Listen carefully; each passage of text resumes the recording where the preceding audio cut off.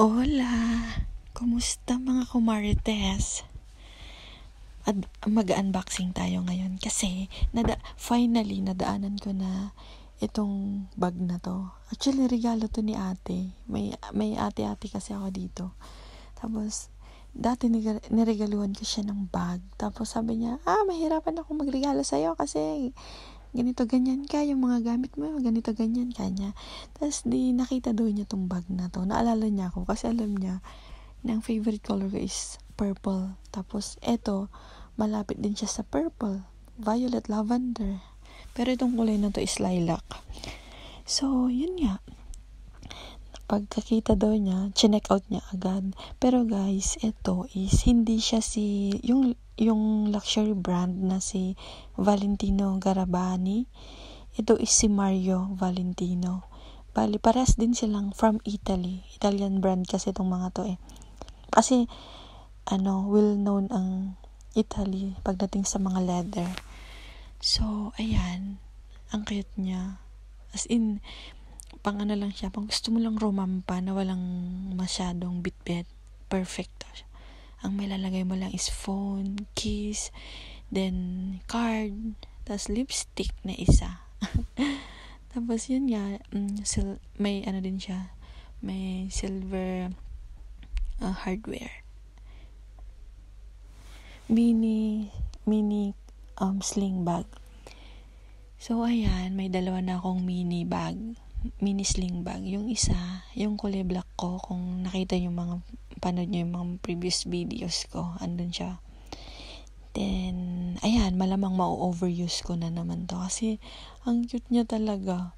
Sabi ni ate, "Oy, ganda, bilisan mo na, duman ka na dito." Sabi niya, "Mamaya, ako pang magka-interest sa bag mo." Sabi niya. So, ayun, dinanan ko na kanina. After ko mag-part-time sa apartment. So, ayan guys. Shinare ko lang kasi perfect siya sa akin. So, ayan. Itong next na bag is wala sa plano. Di ba may may long champ din akong green. Para siyang army green. Ngayon nakita niya kasi yun yung dala-dala ko ngayon kasi ang dami kong bit-bit sa loob ng bag. Kasi kung ano yung mga nadatnan kong food or kahit dun sa apartment, kailangan kong iuwi kasi dapat kasi maging malinis, lahat bago, ganun. Kaya kailangan kong iuwi. So, inuwi ko lahat ng mga andon. Kaya malaki yung bag ko. So, ayan nga. Si ate, bumili pala siya ng long champ din. Ngayon, hindi niya nagustuhan yung color. Pero, ginamit daw niya ito sa Dubai. Nung pumunta siya 2 weeks ago, yata. So, ayan. Tapos sabi niya, ganda sa'yo na din to. Sabi niya, may hilig ka pala sa long champ din sa kanya. So, yun. Binigay niya sa akin. Ang ganda niya kaya. So, may army green na ako. May olive green pa. So, may papalit-palit na akong gamit. May dagdag collection na akong bag. Pero actually, itong bag na to is perfect siya sa mga nag-opisina, mga teachers, mga ganon. Kasi ang dami mong mailalagay kahit anong mga documents pa yan. Matibay pa. Mas matibay pa. I mean, mas magtatagal pa tong bag na to kaysa kayo ng jowa mong pinapaasa ka lang. Char. So, ayan nga. Kung alam mo yung material ng Prada na parang something nylon, basta ganun. Yan din yung material ng bag na to. Hindi siya yung pag tinupi mo is magmamark. Hindi. Kahit maguhitan, hindi. Kasi ewan kung bakit. Basta hanggang dun lang yung knowledge ko. So, ayan. Natanggal ko lahat ng laman loob ng aking bag. Dala-dala ko galing apartment kanina. Yan.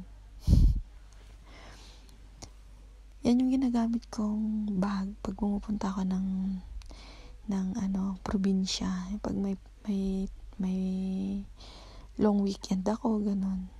As in, yung 5 days na summer clothes ko, kasyang-kasya dyan sa bag na yan. Ganun siya kalaki. So, bumili na kayo. Nagtitinda.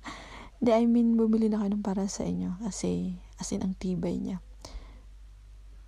baka patay ka na, yung bag mo buhay na buhay pa. O, diba? Kung pagkukumparahin mo, yung bag ni ate is lukot-lukot, yung akin, planchado pa. Kasi ayaw niya daw. Favorite color kasi ni ate is yellow. So, ako naman purple. Yarn. Ganda. So, guys, ciao!